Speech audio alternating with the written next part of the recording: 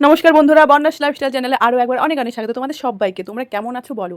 আমি কিন্তু ভীষণ ভালো আছি, তোমাদের আশীর্বাদে ভালোবাসা। তো চলে এলাম সুন্দর আরও একটা ব্লগ নিয়ে। এই ভিডিওর কিছুটা মিনি ব্লগে তোমাদের দেখিয়েছিলাম। তো আমরা যাচ্ছি জটতলা জগন্নাথ মেলায়। তো প্রথমবার যাচ্ছি জটতলা মন্দিরে আর দুধালি ভিটা। তো দুটো জায়গায় যাব। তো অনেকটাই দেখিয়েছি মিনি ব্লগে আর বলেছিলাম। তো আজকে এই ভিডিওতে আমি অসাধারণ একটা তোমাদেরকে গল্প শোনাবো। তো গল্পটা হলো শ্রীকৃষ্ণ লীলা পুরুষোত্তম বইয়ের থেকে গল্পটা। তো চলো, গল্পটার নাম হলো মা যশোদা কর্তৃক কৃষ্ণকে বন্ধন। বলল, এক সময় যখন দাসীরা নানা রকম গৃহকার্যে ব্যস্ত ছিল, তখন মা যশোদা নিজেই দধিমন্থন করতে শুরু করলেন। এবং সেই দধিমন্থনকালে তিনি শ্রীকৃষ্ণের অদ্ভুত মাধুর্য পণ্ডিত বাল্যলীলা গান করেছিলেন এবং এভাবে তার পুত্রদের স্মরণ করে গভীর আনন্দে মগ্ন হচ্ছিলেন। দধিমন্থন করার সময় তার শাড়ির আঁচলটা তিনি শক্ত করা কোমরে বেঁধে নিয়েছিলেন। দধিমন্থনজনিত পরিশ্রমের ফলে তার সর্বাঙ্গ কম্পিত হচ্ছিল এবং তার পুত্রের প্রতি গভীর স্নেহবশত তার স্তনযুগল থেকে দুগ্ধ খরিত হচ্ছিল।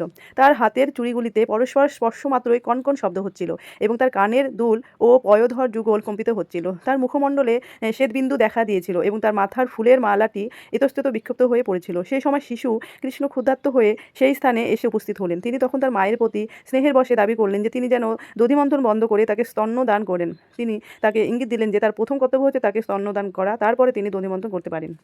মা যশোদা কৃষ্ণকে তার কোলে তুলে নিলেন এবং তাকে স্তন্যদান করলেন। কৃষ্ণ যখন স্তন্যদানে রত ছিল, তখন তার সুন্দর মুখমণ্ডল দর্শন করে মা যশোদা আনন্দ সাগরে মগ্ন হয়ে ভাসতে লাগলেন। এমন সময় হঠাৎ আগুনে বসানো দুধ উতলে পড়তে লাগলো এবং সেই আগুন থেকে দুধ নামানোর জন্য মা যশোদা তাড়াতাড়ি কৃষ্ণকে কোল থেকে নামিয়ে দুধ নামাতে ছুটে গেলেন। এইভাবে তাকে ফেলে চলে যাওয়ার ফলে তার মায়ের উপর ভীষণ রাগ হলো। রাগে তার চোখ আর ঠোঁট লাল হয়ে উঠল। দাঁত দিয়ে ঠোঁট কামড়ে একটি পাথরের টুকরো তুলে নিয়ে তৎক্ষণাৎ তিনি ননির ভাণ্ডটি ভেঙে ফেললেন এবং অশ্রুপূর্ণ নয়নে গৃহের এক নির্জন কোণে বসে সেই ননি খেতে লাগলেন। ইতিমধ্যে কি হলো, দুধের পাত্রটি নামিয়ে রেখে মা যশোদা দধিমন্থনস্থানে ফিরে এলেন। যে পাত্রে তিনি ননি তুলে রেখেছিলেন সেটিকে তিনি ভগ্ন অবস্থায় দেখলেন এবং তার শিশুপুত্রীটিকে না দেখতে পেয়ে তিনি বুঝতে পারলেন যে এটি তারই কর্ম। তিনি স্মিত হাস্যে ভাবতে লাগলেন যে ছেলেটা খুব চালাক, পাত্রটা ভেঙে শাস্তি পাওয়ার ভয়ে এখান থেকে পালিয়ে গেছে। কিছুক্ষণ খোঁজার পর তিনি দেখতে পেলেন যে একটি উপর করে রাখা উৎকুলের ওপর কৃষ্ণ বসে আছেন এবং তিনি দেখলেন যে তার কাছ থেকে এই দুষ্কৃতকর্মের জন্য শাস্তির ভয়ে কৃষ্ণ এদিক ওদিক তাকাচ্ছেন। তিনি নিঃশব্দে পিছন থেকে ধীরে ধীরে তার দিকে এগোতে লাগলেন, কিন্তু কৃষ্ণ তাকে দেখে ফেললেন এবং তৎক্ষণাৎ উৎকুল থেকে লাফিয়ে পড়ে ভয়ে দৌড়ে পালিয়ে গেলেন। মা যশোদাও তাকে ধরবার জন্য তার পিছন পিছন ছুটতে লাগলেন। যোগীরা ধ্যানে যাকে পায় না সেই পরমেশ্বর ভগবানকে ধরবার জন্য মা যশোদা তার পিছন পিছন ছুটতে লাগলেন। পক্ষান্তরে বলা যায়, যোগী এবং জ্ঞানীরা অনেক সাধ্য সাধন করে যে পরমেশ্বর ভগবানকে পায় না, সেই ভগবানই একটি শিশুরূপে তার ভক্ত মা যশোদার সাথে খেলা করছিলেন। মা যশোদা দ্রুতগতিতে পলায়নের পর সেই শিশুটিকে প্রথমে ধরতে পারলেন না, কারণ তার ক্ষীণ ক্ষতিকটা আর স্থূল শরীরের জন্য তিনি জোরে দৌড়াতে পারছিলেন না। তবুও যতদূর সম্ভব দ্রুতগতিতে তিনি তার পশ্চাৎবন্ধন করার চেষ্টা করছিলেন। তার কেশপাশ তখন আলুলায়িত হয়ে পড়েছিল এবং তার কোপার ফুল মাটিতে ঝরে পড়েছিল। ক্লান্ত হওয়া সত্ত্বেও অবশেষে তিনি তার দুষ্টু শিশু সন্তানটিকে ধরলেন।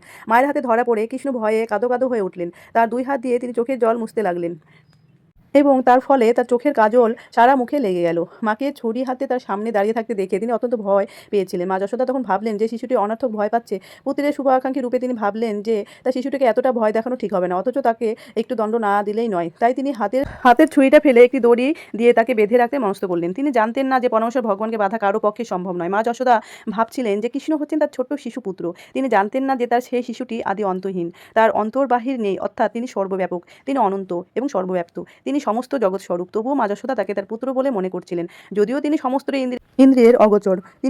তিনি তাকে একজন সাধারণ বালকের মতো দড়ি দিয়ে উৎকুলে বাঁধতে চেয়েছিলেন, কিন্তু যখন তিনি তাকে বাঁধতে গেলেন তখন দেখলেন যে সেই দড়িটি 2 ইঞ্চি পরিমাণ ছোট।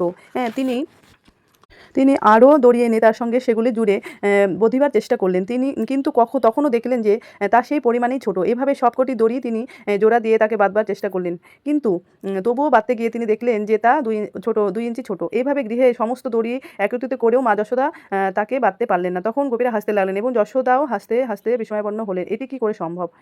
তার শিশুপুত্রকে বাঁধতে গিয়ে তিনি পরিশ্রান্ত হয়ে ঘমার্ত হয়ে উঠলেন এবং তার চুলের বাঁধা মালা স্তরিত হয়ে পড়ে গিয়েছিল। তখন বালক কৃষ্ণ তার মাকে পরিশ্রান্ত দেখে কৃপাপূর্বক বন্ধনগ্রস্ত হলেন। মা যশোদাও গৃহে একজন সাধারণ শিশুর মতো কৃষ্ণ তার লীলাবিলাস করছিলেন।